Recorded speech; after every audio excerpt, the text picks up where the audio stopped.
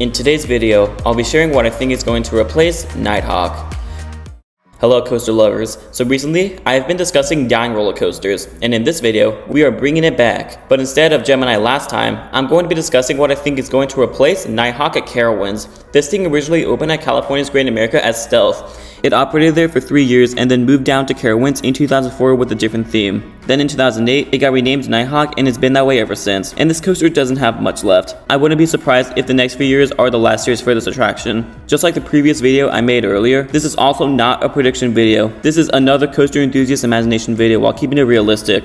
So I say let's hop in with the first coaster I'm going to be discussing. It's a wooden coaster. Doesn't matter if it's from GCI or the Gravity Group, a modern wooden coaster is Carowinds' biggest lineup in their coaster collection. The only woody they got excluding Woodstock Express is Hurler, which is pretty sucky, and this would benefit their lineup a ton. This will be like Boardwalk Bullet, which is the coaster shown on screen. This can also fit in the empty plot of land that was home to Rip Roaring Rapids, which has been gone for a while. But here's the thing, the new Six Flags likes to give out surveys to their pass holders just to hear their opinions about their next coaster, and a wooden coaster did not show up for Carowinds, which means I don't think they're very interested, which is just sad. The dream for Carowinds is to RMC Hurler and add a modern wooden coaster in the Nighthawk or Rip Roaring Rapids plot. That's the dream. But next up on the list would work here too, and it's with a Gerstlauer Infinity coaster. This would not be bad for Carowinds. This might be the most unlikely option because this is very similar to Copperhead Strike, but at least Copperhead Strike doesn't have that eye candy known as a light package that will pop in the front of the park. And this can be a good excuse to beat the Smiler as the most inversions on a coaster, because Nighthawk doesn't have a ginormous plot of land, so they need to be creative on how they can fit this all in. If they can, this would be an incredible ride for Carowinds, and it's not unlikely at all. As for the third coaster, this is a bit of a wild card here, but I would love to see a Vekoma Till coaster come to Carowinds someday. This just makes sense in this plot. Just imagine entering Carowinds and seeing the roller coaster tilt down its drop. That would be up there as one of the best park entries yet. And this could be like the upcoming Siren's Curse coming to Cedar Point, but just keep it different from Copperhead Strike with hang time moments. And this would also be fantastic for marketing and also advertising. It can feature many airtime pops, mainly ejector because they are weak in that genre besides with Copperhead, and a few inversions. I would love to see more of these getting built throughout the Six Flags chain.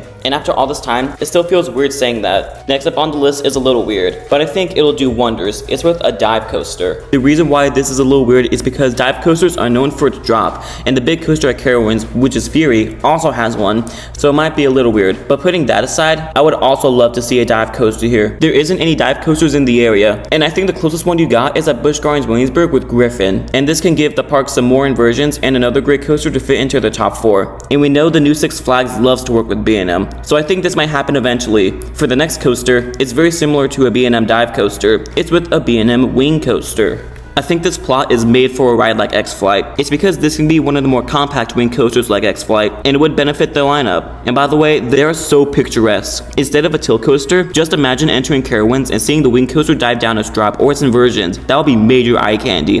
The last wing coaster built for right now until Rapterra opens is with Mandrill Mayhem at Chessington. So I think this one will also might happen eventually, and it can feature near misses as a bonus. The last coaster we got is also a bit of a weird one, and it's with a Vekoma family coaster. I'm imagining something like Lightning over at Fruvrik, which is shown on screen. And this would be a great coaster to break the bridge between the fluff rides and the top 4. It's not too overly intense, and this can feature a swing launch just like Lightning. But Carowinds is getting a clone of Snoopy's Racing Railway next year in 2025, which also features a multi-pass launch. So I think give it a few years, and I feel like this is not completely out of the question. We saw how successful Big Bear Mountain was at Dollywood, so I think this would be a fantastic addition for Carowinds.